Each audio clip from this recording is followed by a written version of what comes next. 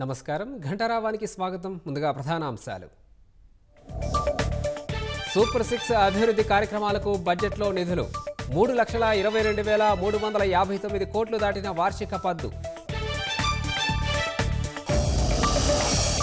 ప్రతి కుటుంబానికి 25 లక్షల రూపాయల ఆరోగ్య బీమా. ఈ ఏడాదే పథకం ప్రారంభిస్తామన్న మంత్రి పయ్యావుల.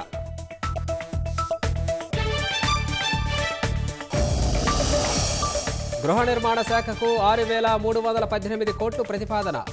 జల్ జీవన్ మిషన్కు 2,800 కోట్లు కేటాయింపు.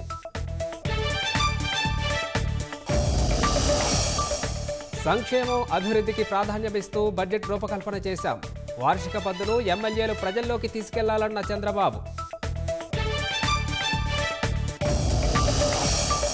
బద్రీనాథ్లో భారీగా విరిగిపడిన మంచు చర్యలు.